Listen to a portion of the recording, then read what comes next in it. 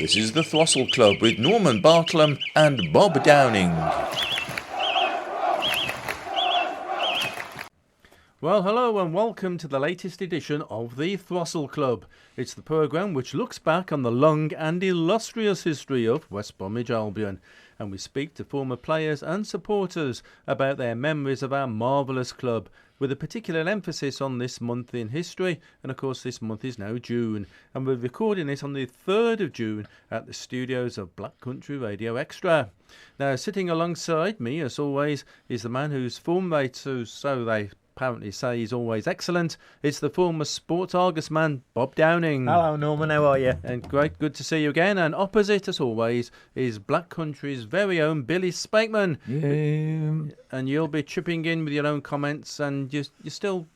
Yeah, definitely. Yeah. Twiddling They're a bit sore this week, though. Twiddling your knobs in the corner, Yeah. claiming to keep us on air. You've been playing football as well this week. Again, Yes, haven't we you? had a big charity football game last weekend against Russell's Hospital. That we lost 7-5 for our busking for charity. Yeah, raised just under £1,000. So thank you, Tividale Football Club. No doubt. We'll talk about that a little bit later. There was a dubious penalty that I won't discuss on air. We definitely need to talk about that then. VAR. That's it. Yeah. Now, our special guest today is Alan Gill, who's an Albion fan with many interesting stories to tell, some of which we've told before, actually, on the Throstle Club, about his work in a certain churchyard in West Bromwich. Ah. So all will be revealed in this edition of the Throstle Club.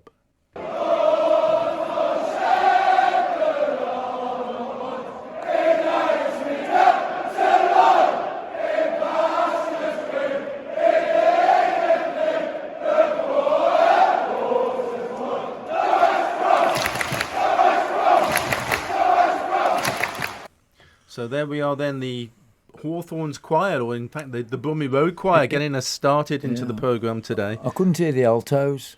you need to get some altos in there. All toes, all feet and everything, I think, down there.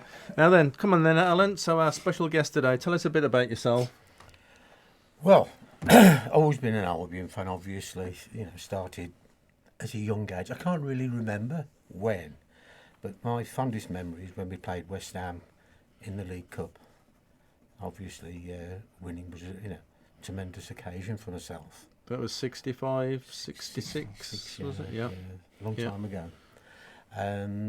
Since then, it's been difficult for me to go to the Albion on a regular basis, working, because I've always worked in retail. So it's been difficult for me.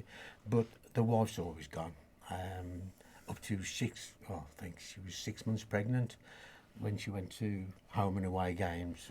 That's nothing to do with the fact she didn't get pregnant at the Hawthorns, No. did she? Well, I don't think so. I started going regular again when I retired at 62, so we had a season ticket. I sat in the Woodman corner and Mark sat in the Smethwick end. And people asked why, and I always said I couldn't stand the swearing. We'll talk a little bit more about that later. And of course, Margaret's got Albion connections, Albion Yes, blood, doesn't she? great granddad is George Woodall, Spry Woodall, who's his nickname. He played in 3 consecutive cup finals for the Albion, and 86, 87, 88.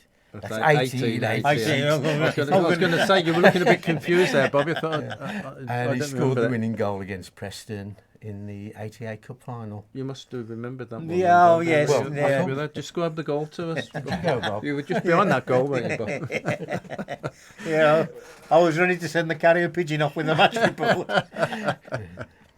Right, let's talk about some things. Obviously, we're a nostalgia-based programme, but we always start off, don't we, about talking about things that's in the news. Just start off by saying goodwill and good luck, good health messages to a couple of our listeners. Joan Taylor, who's currently in hospital, and also good listen to the programme, James Verrier, who's unfortunately broken his leg in a couple of places, and he said he's not going to go to them places again. I can't understand why. So good luck to both of those, both to Joan and to James, and hope they get well soon. Look forward to meeting up with them again as soon as we can. And talking of getting up together to meet with people, we've got a new boss, new head coach. Yes. Which is quite good, because it only happened late last night, and we're recording this the following morning, so it's all news that everyone's still talking Yeah. is talking about. Ryan Mason, Bob. Yeah, it's a good, it's a, oh, I mean, like your words out. It's the new breed, if you like, of head coach. I mean, and normally you would think, you know, all the normal names would have been coming out by now, or they already have been. And you look at Ryan Mason, you look at the people he's bringing in, who is Sam Pooley from Rangers, and also Nigel Gibbs from Reading. Now, I doubt if anybody's ever heard of those. No. But this is what you would call the new breed. You know, you look at McKenna at Ipswich, you look at some of the others who've actually done the training in a Premier Division club under very good managers. So you would hope that they've picked up quite a bit of things to bring forward. It's going to be interesting. It's going to be a very very interesting close season, I would think. But now I'm looking forward to it. I mean, there'll be a great deal of optimism. All I say to the Albion fans: give the bloke a chance. Yeah, well, we'll give him till Christmas. That long? Yeah. When I saw the names Tom and Sam and Nigel, I thought Sam Allardyce and Nigel Pearson was coming back. Perish the thought someone had died back again. Yeah. Now the other interesting thing about Ryan Mason, of course, is young.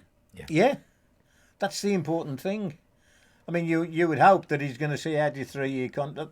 The one thing that worries me... He should survive, health-wise. I mean, the one thing that worries me, if he has a really good 3 years, we ain't going to keep hold of him. No, but let's see what we can do in But, those 3 years. He was 3 the years. youngest coach in Premiership history, because he coached Spurs on a couple of caretaker bases, didn't he? So he obviously can do the job, and Spurs have got faith in him to do that. Yeah, I think the way the Albion have gone about it as well has been very good. They've obviously done the homework on him, and they've done the homework on a few people. He obviously ticks all the boxes for them. Yeah. I'm sure he'll get all the support he needs. It's just getting a squad together, and sort of making a really good push for the championship. I mean the Premiership. Everybody was saying at the end of last season, when we didn't get into playoffs, it was a good job. Because we might have been another Bolton, we might have been another Luton, we might have been another Derby County. Because the squad wasn't strong enough for the Premier Division, nowhere near strong enough. I know they would have been sort of close season signings, but it would have been I think it'd be difficult. But now, under a new manager, under new ideas, probably. I think we could, you've got to give the bloke a chance. And if it comes off, all good luck to him. Yeah, so people like Nesto at the Albion, they've put their heads on the chopping block, really, haven't they? Yeah. It's got to work. It's got to work, especially after Tony Mowbray. Yeah. I mean, there's a lot of Albion fans were still a bit disappointed the way probably Tony was treated. I've got a little bit of sympathy for him as well, because I don't think two different generations of manager, haven't it? You got Tony Mowbray, who was a manager and now was head coach, and now you got Ryan Mason coming in, who was assistant and he's head coach. Two different jobs altogether. One looks after the playing side.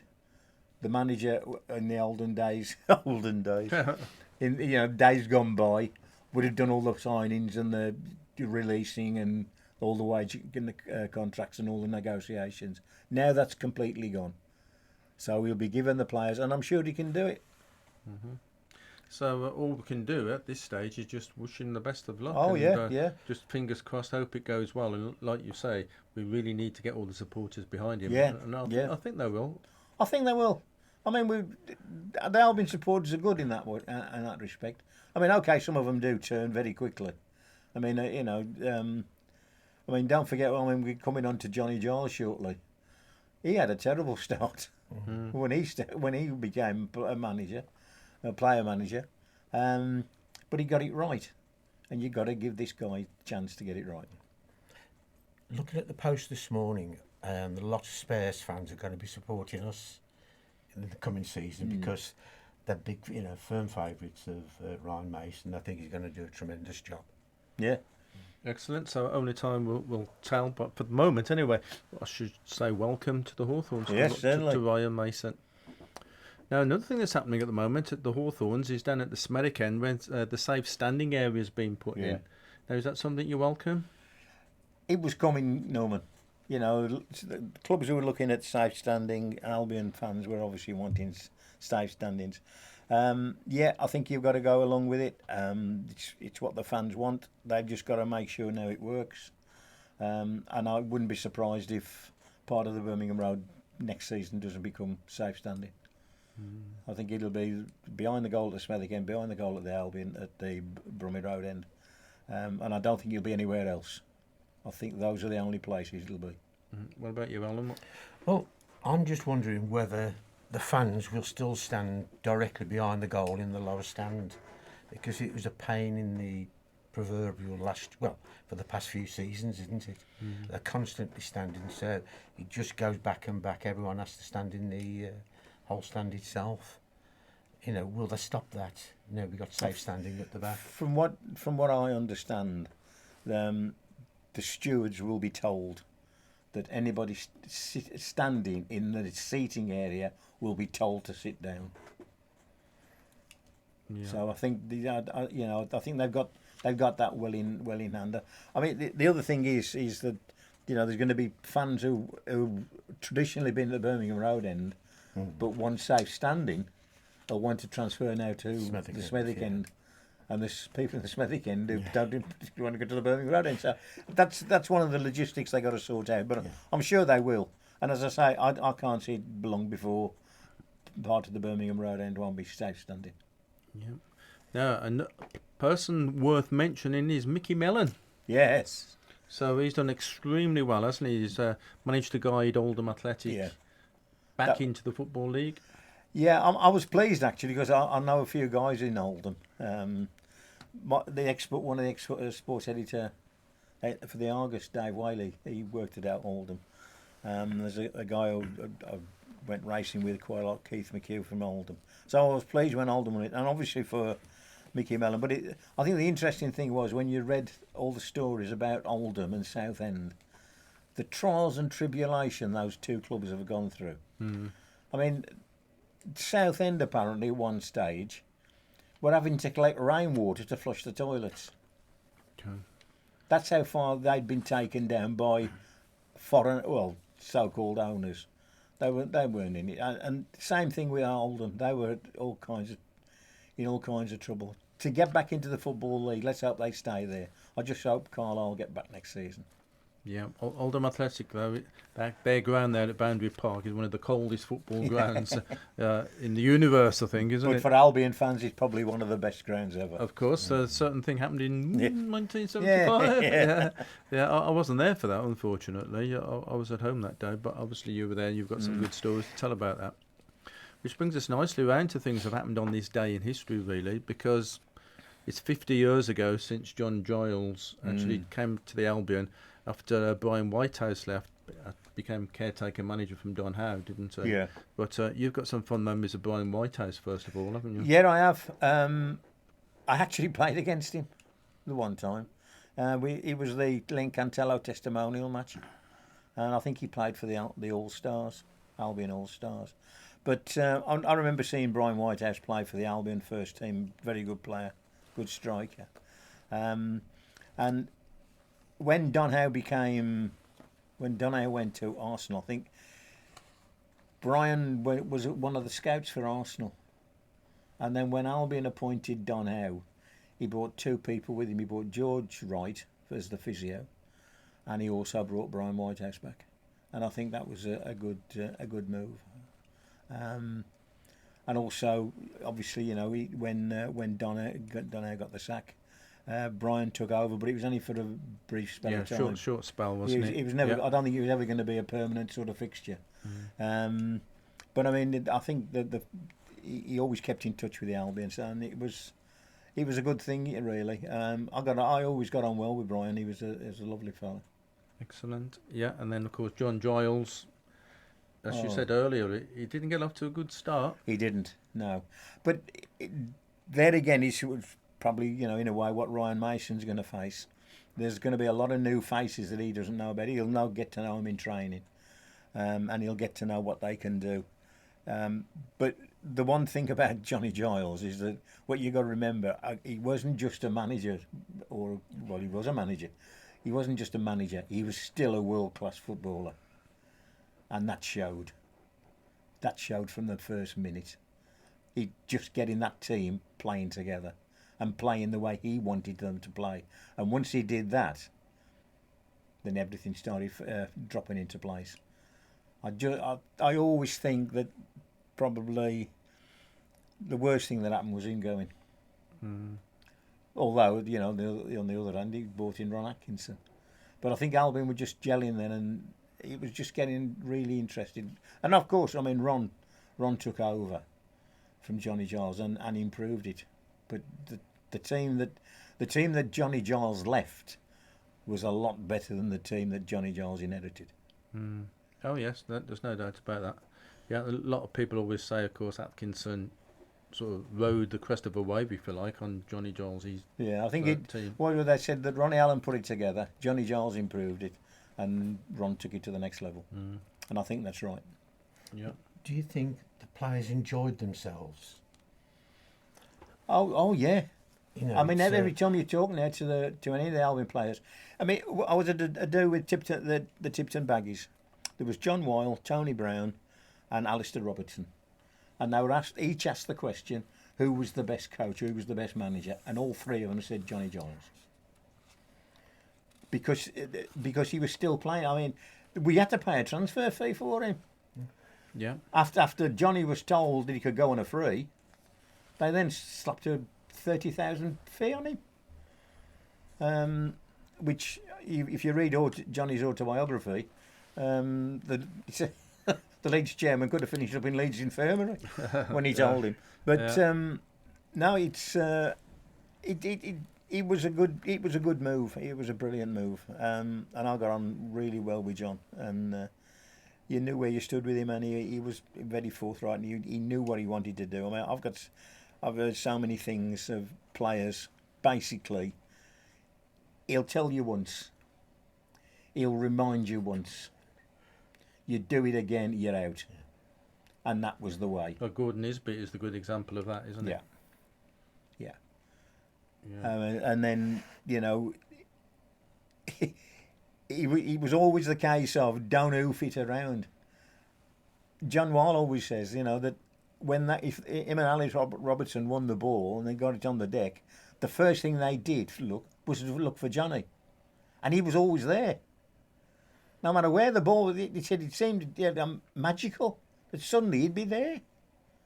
And he could, hit those passes. And I still remember that goal against Manchester United when poor Alex Stepney, he went three different ways. The ball was dipping and widening, skirming that much from the shot itself. He must have travelled, must have gone in three different directions at one stage. But he was a genius in that team. You'd have gladly paid 60,000 for him, because he was player manager of Ayr at the time as well. Yeah, but it put extra pressure on himself in a way by being player manager, didn't he? Because he's doing two jobs in one go in a way as well. Well, I think that's the way he wanted it. He wanted to be on the pitch. It's all very well sort of giving your orders pre-match, half-time, and sort of at the end of the game and giving your thoughts then. But when you're on the field of play itself, you can conduct it the way you want to conduct it. There was no sort of wearing these fancy vests now where it tells you if your legs are tired or your head's gone. You just looked at it. Yeah. You looked at the players, thinking he's had enough. In the days when you couldn't bring, you got a substitute for injury. But apart from Tommy Docherty, I remember him pulling a fast one once when he was manager at Chelsea. Everybody in the ground heard him. Get Charlie Cook on. Charlie Cook was a substitute. Get Charlie Cook on. Get Charlie Cook on. That's all you could hear from Tommy Docherty. Not surprisingly, a Chelsea player went down injured. Charlie Cook came on. and change the course of the game. Brilliant. Talking of changing the course of a game, Jeff Astle almost changed the course of the game exactly 55 years ago, rather, this week, back in 1970 in the Mexico World Cup. He had the famous miss. He'd just come on, hadn't he? Substitute for Francis Lee, I think, and he had this shot which didn't quite reach the target, shall we say. And he got unfairly criticised for it, I think, didn't he? Yeah, he did. What you remember, I mean, that if that chance had come to him 10 minutes later, he would have probably scored. But he's come. You're coming on as substitute for England in a vital World Cup game against Brazil, and all of a sudden the ball's at your feet and you have a crack. And sort of the adrenaline, was obviously going through his body as well. And the thing to get it on target, got to have a shot. And it didn't happen for him, but I think we can give him that one really for what he did to the club. I mean, if it hadn't been for him, mate, we would never have been anywhere we did get. No. But if he hadn't took a shot, he'd have been criticised. Precisely. So you can't win. No. Right, so let's look back on some of the things that have been happening then on this day in history. This is the Throstle Club with Norman Bartlam and Bob Downing. Right then, Alan, tell us a little bit about the work that you do down at the churchyard. So it's All Saints Church, isn't it, in West Brom? Well, I think everyone knows it as Old Church. But we became involved 11 years ago. My wife's got family in the churchyard, and when you visited, you had to take your own shears and loppers and fight your way through to the grave to put any flowers down. Then we saw a advertisement from a gentleman named Malcolm Glass. He was trying to get volunteers to go and clear the graveyards. Well, if anyone's been there, you've got 3 graveyards, which is probably the equivalent of about 4.5 football pitches. The grass and weeds were 6-8 foot high. There's trees growing out of the graves. We've got one graveyard that had got knotweed in, and the knotweed was probably 8 foot tall. And you've got a further 20 odd foot underground, so it was a horrendous job. It took probably about 9-10 months to actually clear the graveyards, and with the containers we probably got through about 4 or 5 containers full of weeds. You couldn't take the knotweed away, we had to burn that. Trees and all sorts of things you came across. It was unbelievable. When we started, there's probably about 20 of us. Now it's dwindled down to just 2. A local supporter again, a chap named Keith Rapowski, and myself. We've been doing it now for about 4 or 5 years on our own. Thankfully, the last couple of weeks we've managed to get some more volunteers so we can carry on with the good work. But it's been hard. I mean, in the time we've been there, we've had our tool room broken into 7 times. And it's heartbreaking, really. But during that time, we've had some tremendous followers of the group. And it's amazing how generous they've been. I mean, there was one chap, I probably hadn't seen him from our school days 30, 40 years ago. And he sent me a message saying, I'll donate to you. But at the time, he was undergoing chemotherapy. And I actually met him at the hospital, and he gave me a big lump of cash, to get a new strimmer, which was, tremendous, really. But that's the way people are. They're so generous and kind.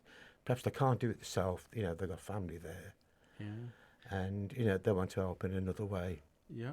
There'll be an interest in the graveyard, of course. Yes, well, there's, I think the most famous one is Billy Bassett, who many say saved the club.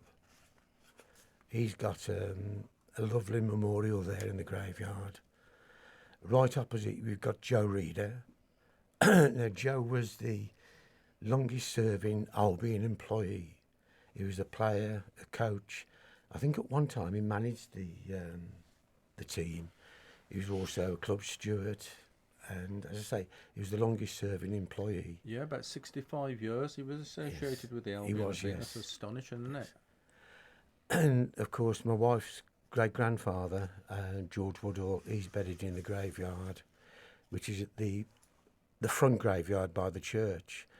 I mean, as kids, Marg and myself, that's the wife, we used to walk past and we hadn't got a clue he was there. Till we visited the archives at Smethwick Library.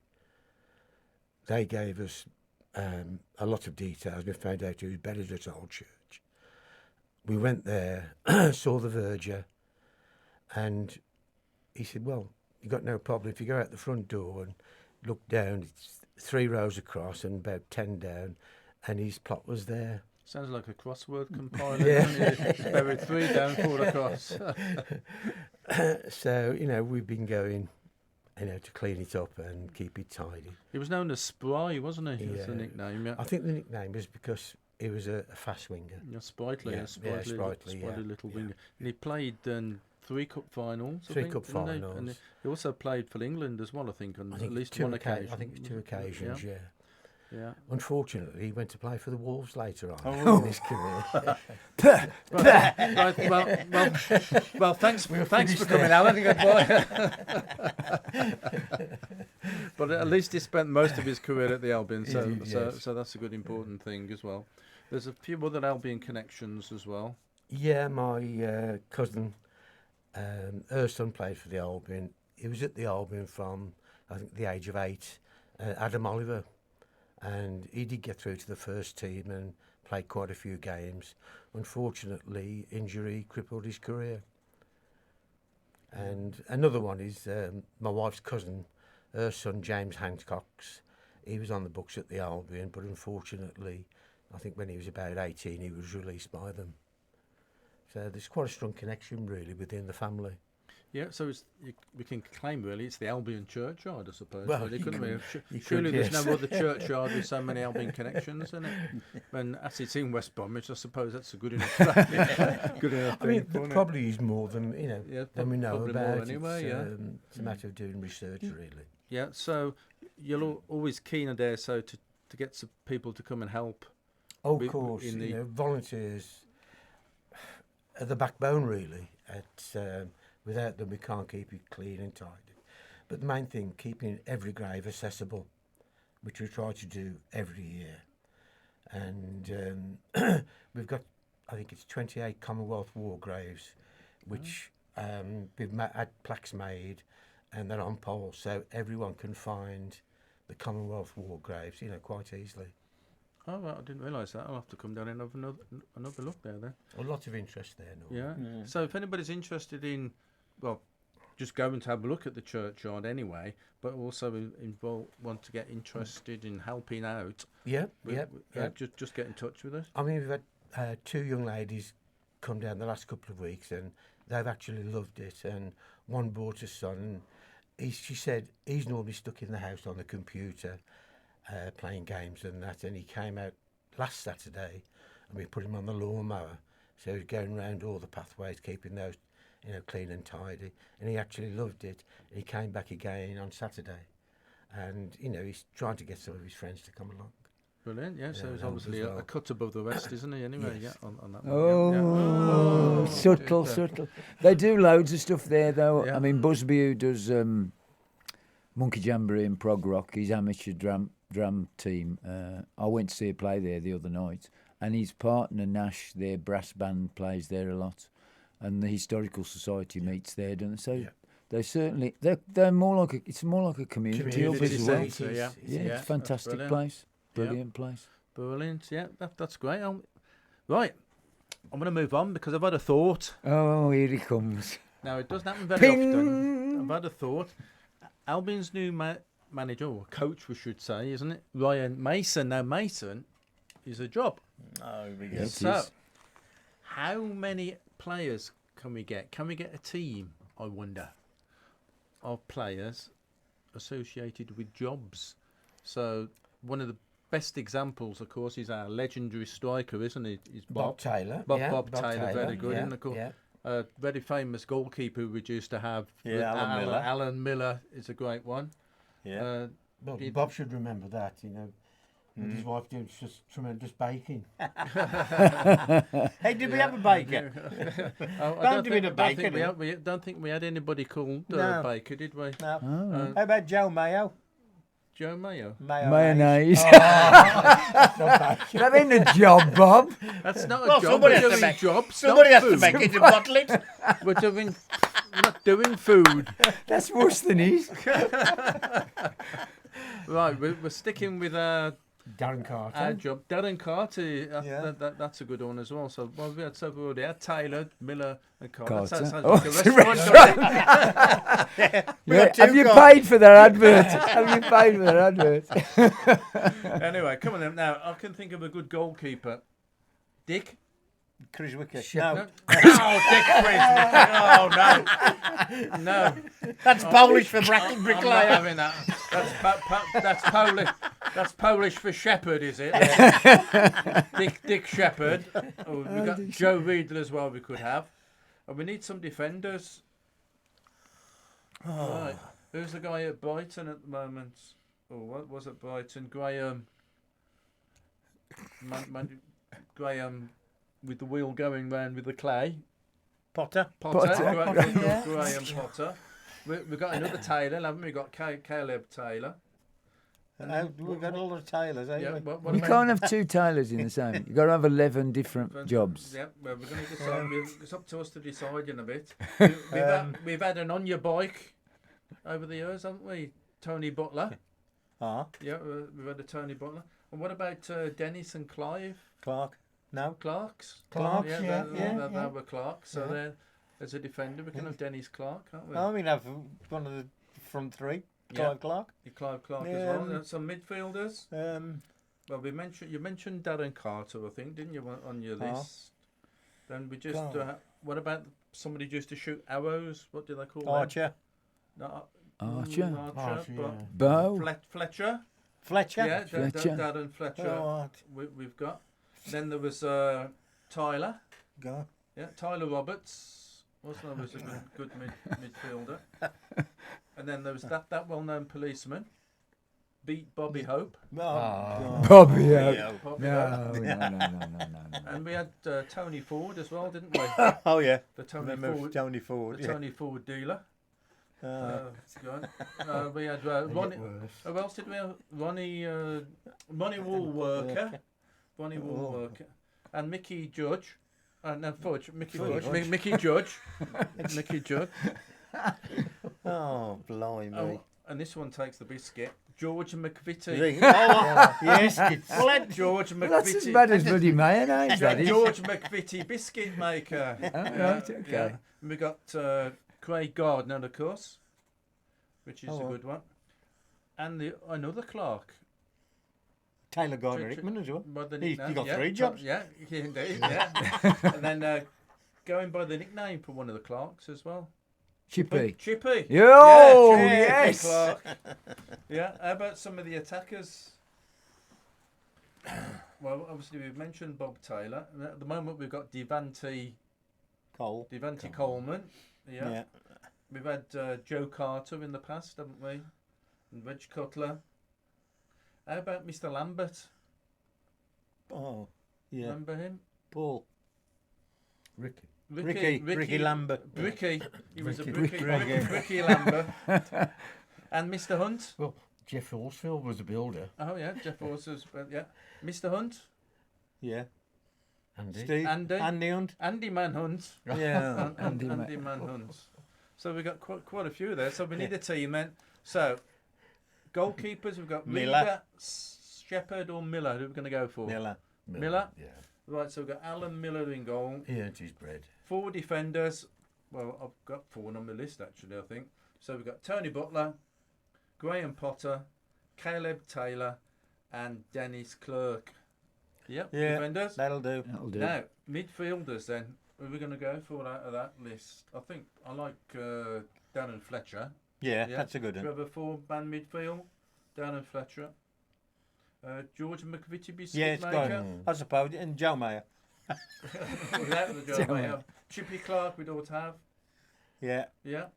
And one of the others. What do you think, Gal? Any ideas? Tony Ford one? The Darren Tony Carter? Ford, Tony Ford dealer? Darren Carter or Mickey Darren Judge? Carter. Darren Carter. Darren Carter. Okay, Okay. we go for that for the midfield. And Strikers. 2 attackers. It's got to be Ricky Lambert then. Yeah. Yeah.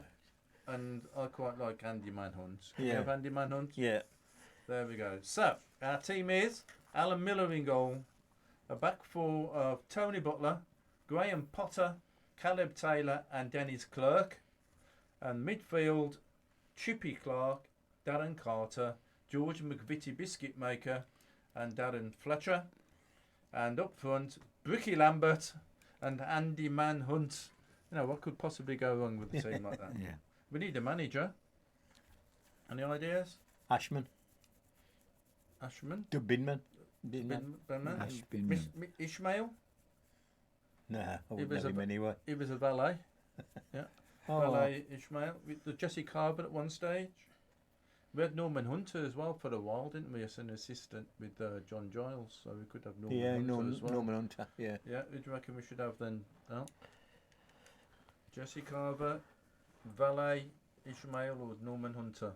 Ismail. Ishmael. So Valet Ishmael can be the manager of that. Yeah, so there we are. So that's our team of players Yeah. made up of people who've got different jobs. So there we go. Right, you're listening to the Throstle Club on Black Country Radio Extra, and we're recording it in the studios of Black Country Radio Extra, and you can also hear it later as a podcast. In fact, you might be listening to this now as a podcast on Spotify or whatever, or you can also get it on my website, tntnews.co.uk. So there we are. This is the Throstle Club. This is the Throstle Club with Norman Bartlam and Bob Downing. Now, one thing we want to do over the coming months is talk to some of our older supporters. And starting us off is a lady called Gill Barker. And I went along to speak to her and to her son Paul with the help of a friend of theirs, Micah Moran. Now, Jill's 91 and she's got some really good memories of supporting the Albion. And she was at Wembley for the 54 Cup final and the one in 1968. Jill, you're probably one of the few people I've ever met that went to both 1954 and 1968 finals. I don't want you to feel old, but you are 91. I am 91, yes. I'm in my 92nd year. And I've seen them win twice with the Cup. And also, when the 68 Cup came back, they had an open-top bus, and we went into Michael's father's shop and watched it from the windows, because they had to pass their shop to get to the town hall where they were having a civic reception. So it's fantastic you've got the 2 Cup finals. You're in a shareholder as well still to this day, aren't you? Yes, yeah. So tell us a bit about your early days then. So you were from Roebuck Lane area to West Brom? Yes, I was born there, yes. Back in the day, the club was well run by Bert Millichip, wasn't it? Yes. He was a really good guy by all accounts. Bert Millichip and Jimmy Gaunt, of course. Tell me a bit about Bert Millichip, man. Well, he was a solicitor in West Bromwich, and I knew him through being executor of both parents' wills and that sort of thing, but also to do with the Albion. They had a toy shop just off Dartmouth Square on the High Street, Millichip's, and yes, Bert, he was a good, and of course Wilson Keyes, of course, was in charge, and my gosh, he was strict. He was an ex-army man, wasn't he? He was indeed. He was a good man. In those days, it was very well run in those days. And Sid Lucas. I remember the day I went to Sid Lucas was very kind to me. He came here once or twice, and he was he was quite ill in his later days, and I remember going to his funeral. He was cremated at the crematorium in Newton Road, West Bromwich, and I went to his funeral, and I'll not forget it because it was the day that Windsor Castle caught fire. Oh, And my mother then lived on off the Newton Road in a flat. She was a widow. My father died at the age of 60. She was a widow for a long time, and when I walked in her flat, the television was on and Windsor Castle was on fire. So that was the day that Sid Lucas was. He was a good director. Yes, I knew quite a few of them. As I say, Alan Everest bought us a wedding present. so you've still got it? It's a blanket, you say, yeah? It is. It's still on my bed. And I was married for 57 years. I was married. And you've still got the blanket. You've washed it once or twice, though, haven't you? Yes, it has. And I've still got my. You've seen it. My blue Albion blanket and Manchester United had a red one because they'd won the European Cup, and I'd had blue one because the Albion won the FA Cup. Yeah. Right, so we've been joined now by your son Paul, and we've got an interesting story between the two of you about the 3 degrees. Well, yes, the 3 degrees and our 3 degrees, our 3 black players, Cyril Regis, Brendan Batson, and Laurie Cunningham. So they came onto the pitch. They came to a match. I can't remember the match. And This is the 3 degree singers, is what we're talking about. Yeah, the 3 degrees, and they were famous in those days, and they had their photographs taken with our 3 degrees, and they made a lot of it in the papers.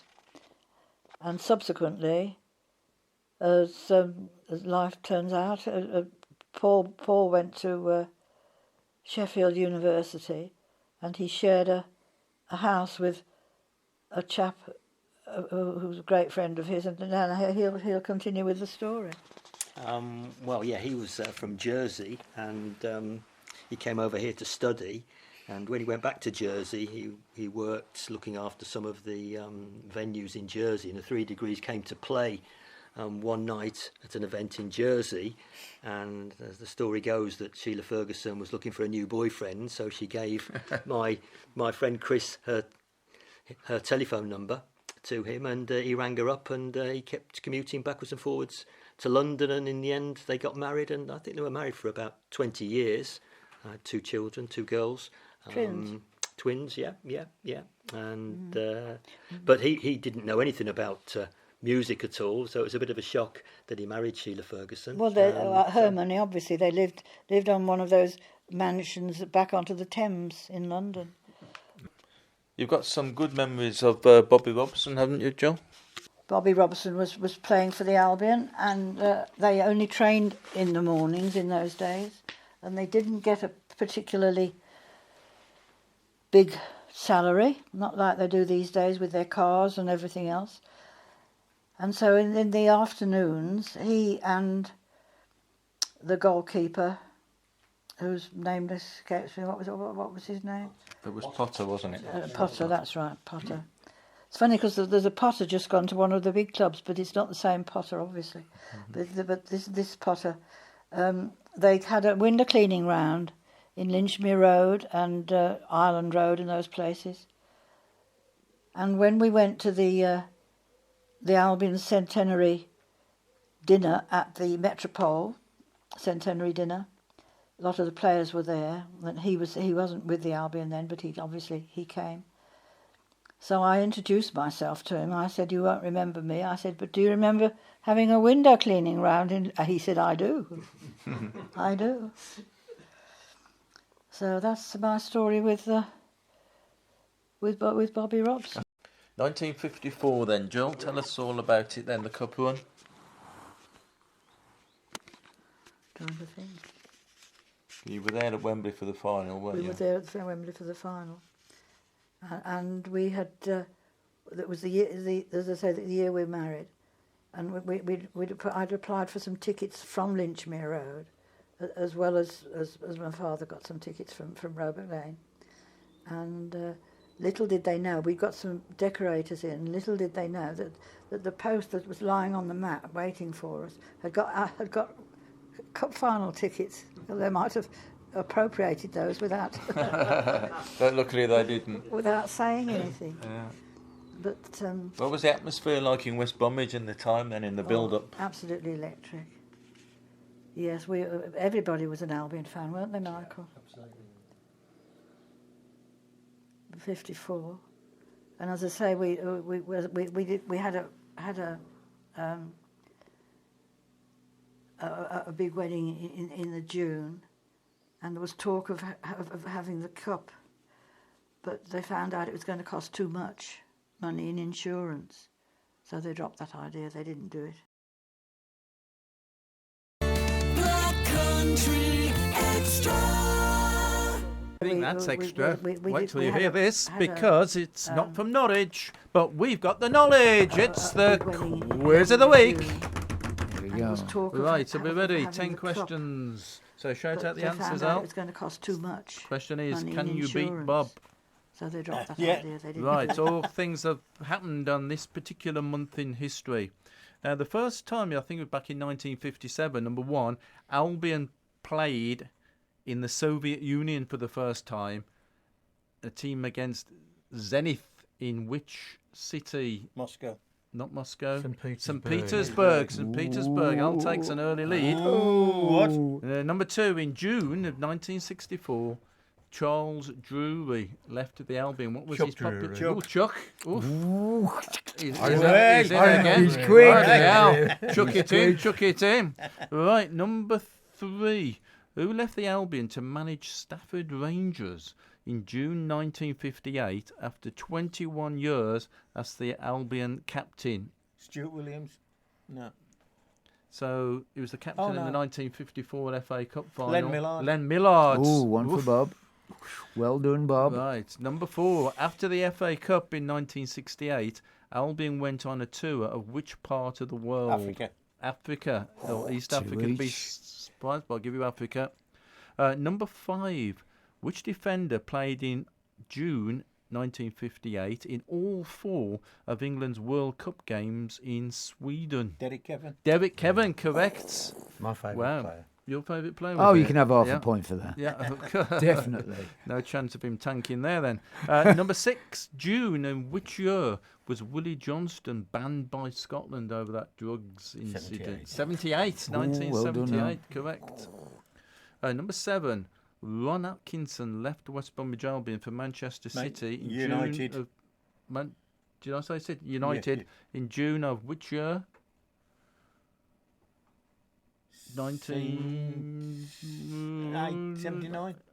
81? 1981.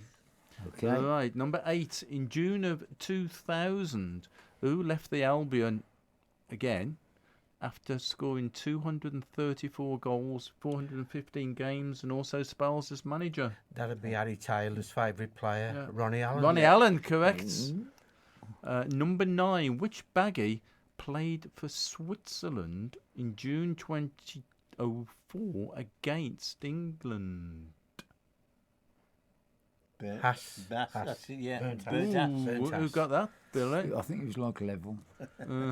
Give them a mark each. Shall we give them? Yeah, Be we'll give 'em a generous. mark each. So, what's the scores on the doors? 1, 2, 3, 4, 5. 1, 2, 3, 4, 5. Well, legally, it's 5 apiece. Legally, it's 5. So this is the decider This is then. the decider. Oh, Right. In June 2002, who did Jeremy Peace replace as chairman? Clive Stapleford. Clive Stapleton was acting chairman, so I'll give you that. But who was the main chairman that Thompson. before that? Paul Thompson. Ooh, Ooh, that's a one each. bonus. It's a tiebreaker. So it's a It's a tie-break. tie-break. Ooh, tie-break show. In tie-break, this is it. Pressure's on. No pressure. Well, There's maybe lots of there's pressure. lots of pressure. The tie-break I've got question. me. Tony Mowbray at the Albion in June 2009 left the Albion to go where? Rangers. No. Celtic. Celtic. Yes. Oh, So the winner today is Bob! Hey! Yay! Well done. Them was tough questions, they were. Reckon. Yeah, I got my cheeks all clenched and everything behind it. I was getting really, God, really I nervous. just thought you was pleased to see us. Right, so there we are then. So what's it like to be champion again, Bob? You should have a Tough little cup. opposition, mate. Tough opposition. You should have a little cup, definitely. I think we'd ought to start getting a cup. for Yeah, a that. little cup. A little Egg cup. with some little an egg cup with some mayo in it. Right, we've just got a few minutes left now, so let's just talk along with you a little bit more then now to finish off the programme. Apart from the churchyard, of course, you're involved with a memorial garden down at the Albion with Alan Moore, aren't you? Tell us a little bit about that. Hawthorns. It's a tremendous facility. I'll put my teeth in. Facility that the Albion provided for the fans. It's a memorial garden at the rear of the Smethwick End and East Stand. It just came to me, and there's probably again about 10, 12 volunteers who go on a regular basis to clean and tidy up and clear all the rubbish away and keep it looking smart and tidy. I think it's the best memorial in the country. I don't know of a better one anywhere really, and our supporters really enjoy being involved there. I think it's worth reiterating as well, Alan, that it is a memorial. It's not a graveyard. No. Obviously, to put ashes there, you need a special service. You need special paperwork as well. So it is just a memorial garden. And we ask people just to use a 45 by 45 centimetre memorial plaque or whatever they're going to do there. I mean, unfortunately, the Albion didn't manage the facility itself, and people took advantage. And there are memorial plots there that are probably 6 foot by 2 foot, the size of a normal grave, which is unfair really in many ways, because if you wanted a plot there in future, in distant future, Bob, The way I feel at the moment, it might be closer. there's not going to be space there. No. So, we need people to be sensible and just use the correct size plaques, really. I think it's important as well because some people at the hub have said, if they got season tickets in the East Stand, the amount of visiting supporters who go. They're amazed. They're absolutely amazed what's there, and they all say, "I wish our club would do this." It's part of the Albion family, really. Bob. Yeah. Do you think it's what the Albion's all about, isn't it? Well, do you think there'll come a time when you've got to start thinking about sort of extending it? Well, there's no real space to extend it. I mean, if you've been there, it's in the corner of the East Stand car park. Which is obviously one of the reasons why there's that delimitation of about 45 centimetres. Yeah. plaques. Yeah. I mean, my Uncle Alf's there. So, when I go, I always have a little walk around, pop round to see him. But it is, I mean, it somehow it gets quiet as well. Oh, it's lovely just to sit there and, have a think and have a talk to, people are there, Bob, really. I think from what I can remember, the Albion saying that, I mean, at one time people used to have their ashes scattered on the pitch. Yeah. But that was all right in the 1950s because they hardly ever changed the pitch. But now, because of all modern technology and the way grass grows, so like in my back garden, they dig up the turf now and throw it away. And so basically, your ashes have gone anywhere. Yeah. But to have them in the memorial, you can't put them in the memorial garden. It's just a memorial. Mm-hmm. And that's the problem. It's not a problem. As long as they accept that it's just there as a memorial, and you don't put ashes in there, because basically the amount of work that goes into it is you could never do it. Well, the ashes go like clay, Bob. They go rock hard. They do it. It's awful to work in. Yeah. Well, there we are. It's getting very Not Morbid. quite morbid. What morbid perhaps is the word getting towards the end. So we'll have none of that. But we will talk about a funeral to end with, actually. So you were at Ian Johnson's funeral recently, weren't you? Yeah. Ian Johnson, the great sports Argus man, Yeah. who we spoke about on this programme. And you were lucky enough to be there at the funeral, weren't you? Yeah. It was very good. It was a moving tribute to a great man, tremendous journalist. But it was the fact that the way they did it like a press conference, with his sons answering the questions about him, about Ian. But the telling thing, and it was down to Black Country Radio again and this programme, that they were able to play part of that interview we did with him,